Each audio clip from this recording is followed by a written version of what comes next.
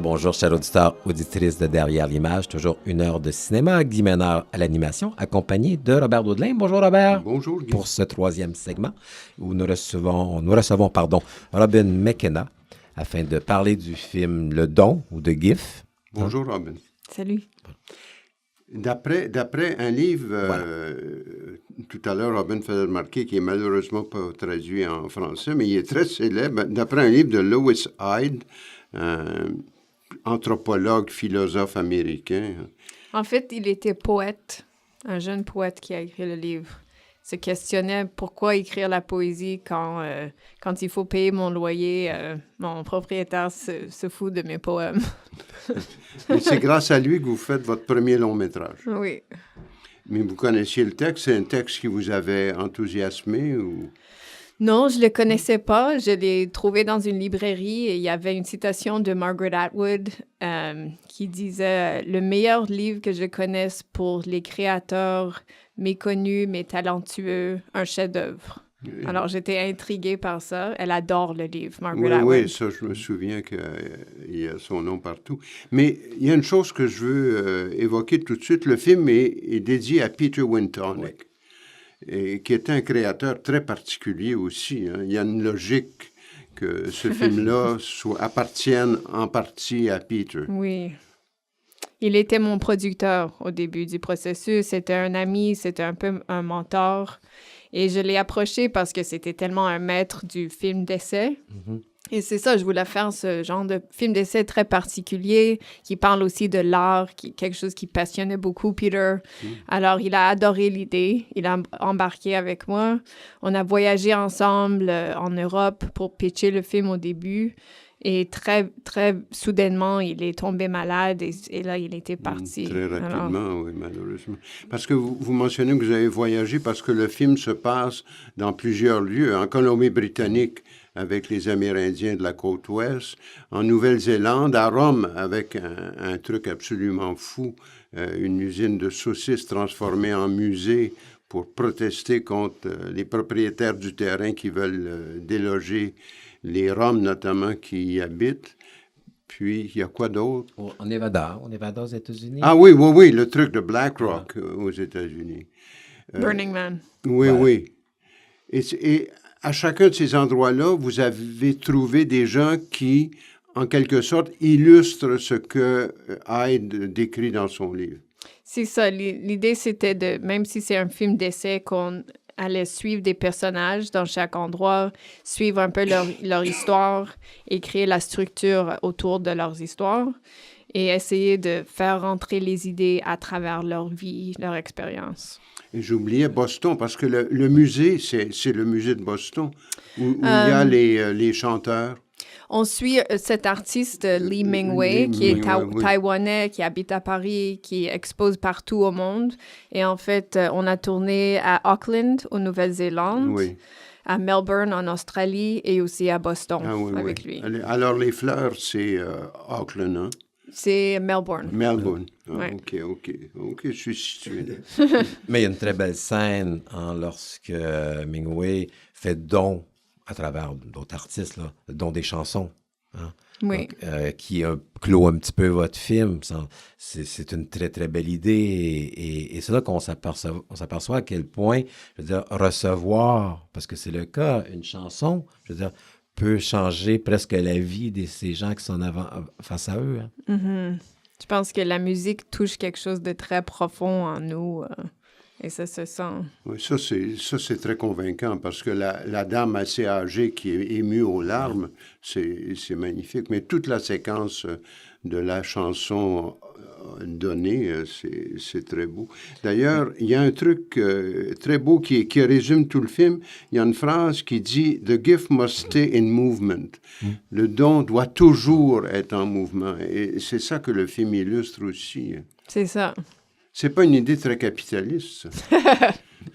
C'est ça, c'est vraiment contre l'idée de, comment on dit, de garder notre richesse, de hoarding, comment on dirait? Oui, Posséder des biens. Il y a comme une réflexion aussi sur le monde actuel, hein, à travers même ces références à l'art, parce que, entre autres, à Métropolis, lorsqu'on est à Rome, on le mentionne, nous, on n'a pas de problème financier parce que, d'une part, bon, on n'a pas de billets à l'entrée, on ne rentre pas, je veux dire, dans cette problématique du capital artistique. Donc, à travers, finalement, ce livre-là, vous posez un regard sur aussi, je veux dire, la place que l'art peut avoir dans une société.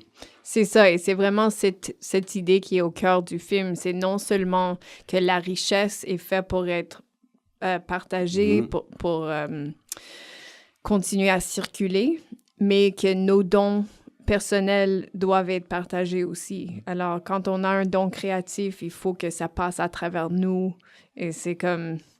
La pire chose, c'est que si on peut pas partager nos dons. Oui, mais d'ailleurs, le film démarre avec cette idée-là, parce que le nouveau chef amérindien, tout le monde dit, il a un don, et il faut qu'il partage avec la communauté immédiate, mais les communautés environnantes aussi, et c'est là qu'on met en marche le potelage, qui est un bon résumé de toute cette notion-là de don. C'est ça, mais avec lui, c'est aussi un créateur, un artiste très talentueux. Alors, c'est ça, il a les deux côtés du don. Oui, le totem qu'on voit sculpté pendant une bonne partie du film est très, très impressionnant. C'est magnifique. Ouais. Et les masques, tout. Et il y a un retour à l'essentiel, je trouve, à travers ces gens-là. C'est qu'ils vont, je veux dire, être près de leur culture, sont près de la terre, ils retrouvent finalement la communication avec l'autre, parce que fondamentalement, dans votre film, ce qui m'a énormément touché, c'est cette volonté de communiquer avec l'autre. Et que parfois, ça semble très facile, mais parfois, ça peut être aussi difficile. Et d'être capable de recréer ce lien, de communiquer avec l'autre, est peut-être quelque chose qu'on a perdu. C'est ça, avec les années. Donc créer une connexion, une relation entre les gens. Et qu'on oublie. Oui. Parce qu'entre autres, sans tout expliquer, dans une des expositions de Mingwei, qui est de finalement juste prendre une fleur et de la donner à l'autre. Et c'est de voir la réaction des gens. Que de recevoir quelque chose sans payer, aujourd'hui, n'est plus possible. Moi, j'aime bien la comparaison entre la fleur de Mingwei que tu donnes, tu peux partir avec, et le sac de farine du potelage qui pèse, je sais pas, 30 kilos. C'est un peu un cadeau empoisonné. Que tu mets sur ton épaule pour partir. En fait, nous autres, ils nous ont donné plusieurs sacs de farine. Et on partait le jour après, alors on était un peu gênés. Ah, non, parce qu'il y en avait combien? 1600. Oui.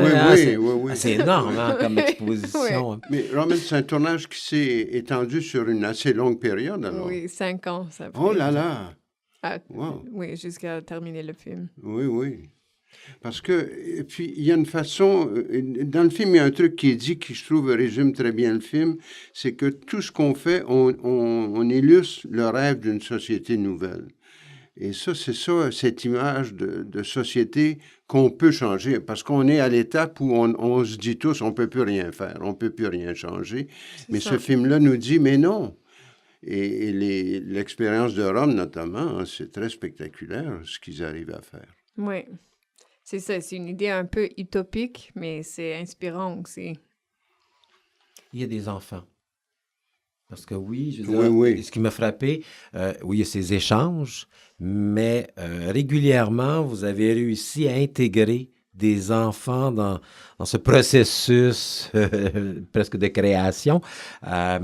Et ça, c'était pour vous important d'aller les chercher. C'est la nouvelle génération, c'est ceux qui vont peut-être réapprendre à donner.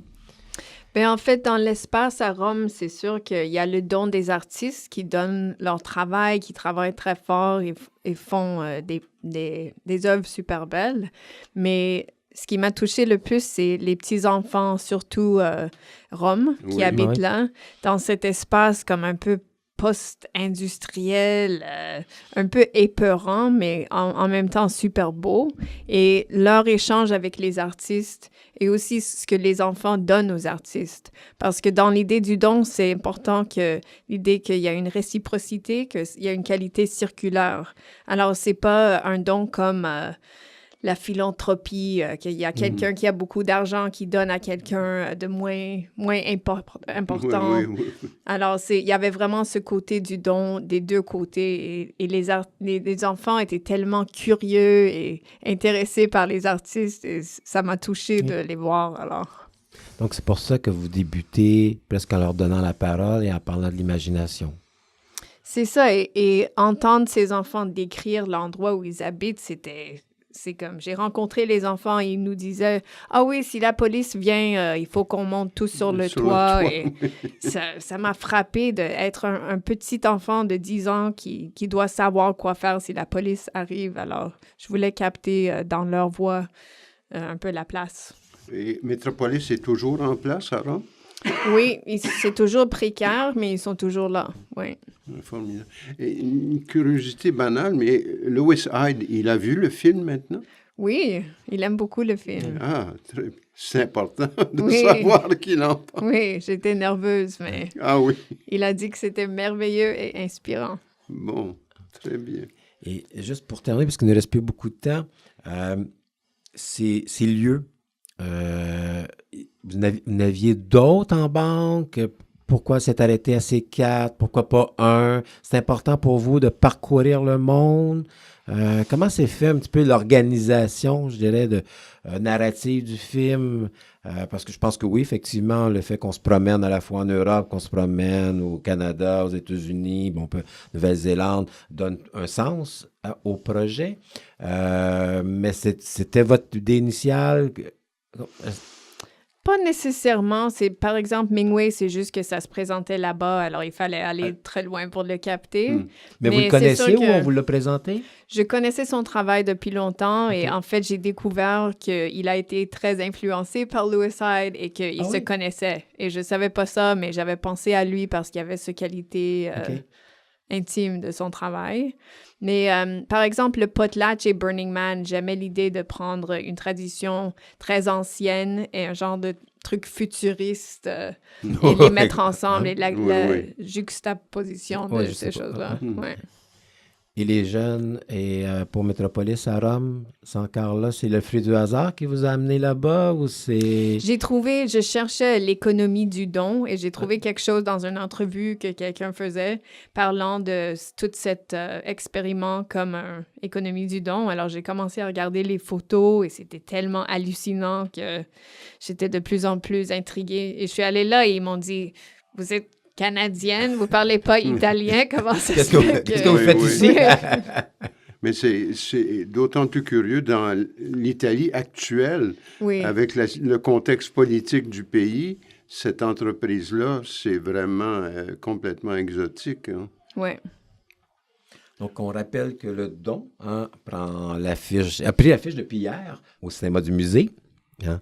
Donc, et également, vous mentionnez que vous étiez pour être sur place, présente dimanche, afin de répondre aux questions. Hein? Demain après-midi à 15h, le film. Donc on invite tous nos auditeurs à aller voir ce film de Robin McKenna, Le don ou de GIF. Hein? Et par la suite, vous pourrez réfléchir sur le don. Et parfois, la bonté, la beauté de ce geste qu'il est un peu oublié, hein? D'être capable de donner à la fois une fleur et une chanson. Donc, merci beaucoup, Robin McKenna. Merci. Et nous, c'est la fin de l'émission Une heure de cinéma. Donc, merci à Georges, à la technique, à la régie, Pierre Pajot, Robert Daudelin, Guy Ménard, animation. Et on se retrouve toujours le samedi de 9h à 10h, Une heure de cinéma à Radio Centre-Ville, derrière l'image.